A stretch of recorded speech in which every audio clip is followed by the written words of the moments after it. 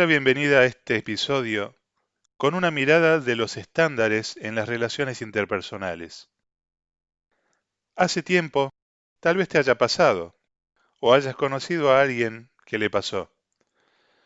Hubo muchos casos de gente que compró en Estados Unidos algún dispositivo eléctrico o electrónico y al querer conectarlo aquí en Argentina se encontró que el dispositivo tenía un enchufe diferente, incompatible.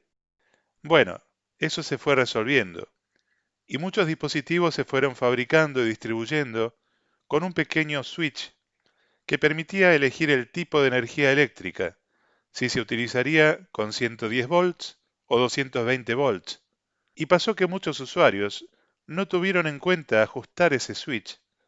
Conectaron su dispositivo con la configuración predeterminada de 110 volts a nuestra red de 220 volts y el dispositivo terminaba quemado. En Estados Unidos hay un estándar de cómo funcionan los dispositivos eléctricos, el cableado y las redes de energía eléctrica. En Argentina hay un estándar diferente y en otros países, como en países de Europa, hay también otros estándares. Para que dos personas se comuniquen es necesario compartir algún lenguaje en común. Por ejemplo, si vos hablas japonés y yo hablo en ruso y queremos comunicarnos, o yo aprendo japonés o vos aprendes ruso, o los dos hacemos uso de otro lenguaje que los dos podamos manejar. ¿Qué es un lenguaje? Básicamente es una organización estructurada de elementos o gestos que se emplean en determinados contextos, con algunos principios de cómo combinarlos y secuenciarlos para expresar un mensaje y su interpretación. Esto conlleva una definición de estándares. Por ejemplo, en nuestra lengua castellana, quienes conocemos el lenguaje y podemos servirnos de él para comunicarnos, sabemos que cuando escribimos la palabra aventura, la segunda letra es una V corta, o V chica, o V, como también se suele llamar. Si alguien escribe esta palabra con la otra V, se considera un error ortográfico. ¿Por qué? Y porque no respeta un estándar. En otro campo, cuando dos músicos, por ejemplo dos guitarristas, se juntan a tocar, una de las primeras cosas que tienen que hacer es afinar sus instrumentos. Y cuando ambos tocan una nota con determinada digitación, esperan que suene una nota mi, con otra digitación una nota sol, etc. Si ambos sonidos no son de la misma altura, podríamos decir que al menos uno de esos instrumentos está desafinado. Pero, ¿qué es una nota en música? En los sistemas de afinación de instrumentos musicales, se parte de una frecuencia base, que típicamente es de 440 Hz, y se determina, como convención, que ese sonido, con esa frecuencia, es una nota La. Y el músico configura su instrumento, es decir, lo afina, para que ejecute las otras notas en otras frecuencias relativas a partir de esa frecuencia base. Este es un estándar, pero también, en ciertas ocasiones, algunos músicos afinan su instrumento a partir de una frecuencia distinta, como 432 Hz o 445 Hz, por ejemplo, por distintas razones y hasta algún estilo musical. ¿Es entonces que un instrumento está desafinado? ¿O es tal vez que faltó una conversación para ponerse de acuerdo sobre qué estándar utilizar? Cada uno de nosotros va transitando la vida y acumulando experiencias.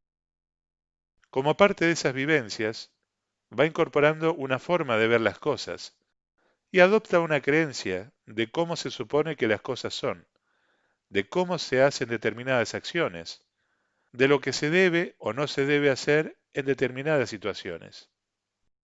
Tenemos usos y costumbres, y todas ellas en el marco de un conjunto de estándares. Todo lo que se sale de esos estándares nos hace ruido. Simplemente nos hace ruido en el sentido de que es algo que sale de lo normal, o lo que consideramos normal.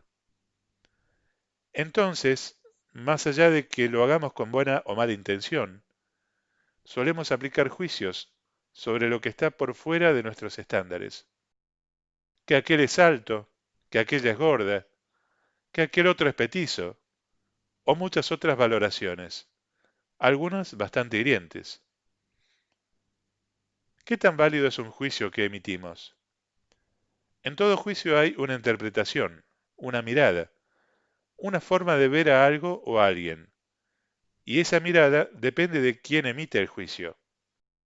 Cada persona tiene su propia mirada, y desde su punto de vista va a percibir e interpretar lo que sucede a su alrededor de manera única y personal. ¿Viste cuando alguien te dice, "Mmm, qué delicia el arroz con leche"? Y a vos te da asco el arroz con leche. En ese caso, tal vez te sea relativamente fácil comprender que porque a una persona le guste el arroz con leche, no implica que a otro también le guste.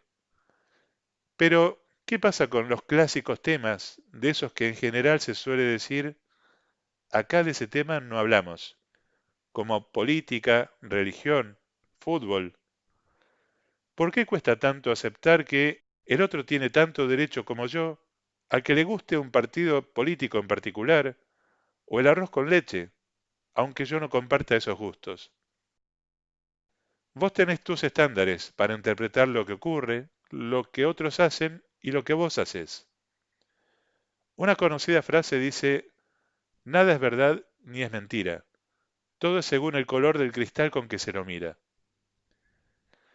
Creo que parte del autoconocimiento que a cada uno nos toca llevar adelante para desarrollarnos personalmente y como sociedad es lograr esa aceptación, esa mirada amorosa, tolerante, de que cada uno tiene sus propios estándares según lo que mejor le haga sentido.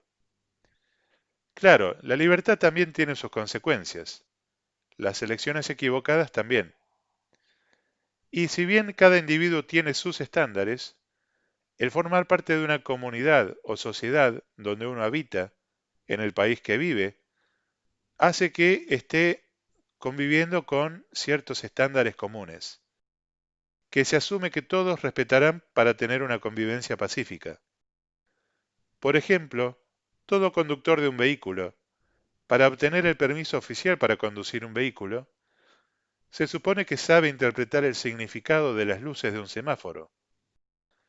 Se supone también que sabe que no debe conducir ebrio.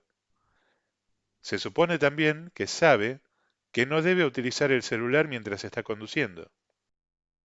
Por esa dicotomía entre lo individual y lo social, cada uno elige seguir los estándares establecidos en la sociedad o no, en cuyo caso está eligiendo seguir un estándar propio. Y en función de su comportamiento con los estándares aceptados en la sociedad, logrará algún grado de aceptación o rechazo por parte de esa sociedad. Vale mencionar que los estándares no son necesariamente buenos o malos, como tampoco son necesariamente consistentes en todos los grupos sociales. En Argentina, en general, cerrar levemente el puño dejando el pulgar separado y levantar el pulgar significa para nosotros algo como, ok, genial, listo. Es decir, típicamente con una connotación positiva. En algunos países, hacer ese mismo gesto puede ser considerado un insulto. Hay otros estándares. Hay estándares que se establecen por pactos tácitos, no escritos, transmitidos oralmente, por usos y costumbres de un lugar. Hay otros estándares que se establecen, se escriben, se publican y se toman como ley. Y se asume que, como tal, todos los miembros de la sociedad donde aplica tal ley estamos obligados a respetarla.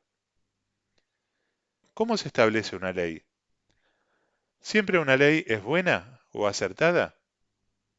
El que haya sido aprobada e impuesta no implica que una ley establecida por un grupo humano sea consistente con lo que se conoce como la ley divina. más aún cuando, como sabemos, lamentablemente en nuestro país, como en otros países de Latinoamérica, hay una clase política dirigente muy teñida de corrupción, y lo que antes se concibió como una honorable Cámara de Diputados, legisladores, o el nombre que se les dé, en la actualidad tiene muchos miembros sin una gota de esa honorabilidad, que llegan a esa posición por un sistema de elecciones bastante discutible. Sí, muchos de esos personajes, corruptos en algunos casos, manipulados en otros, son los artífices de que se establezcan leyes. Y esto es un tema que en sí mismo daría para otro episodio.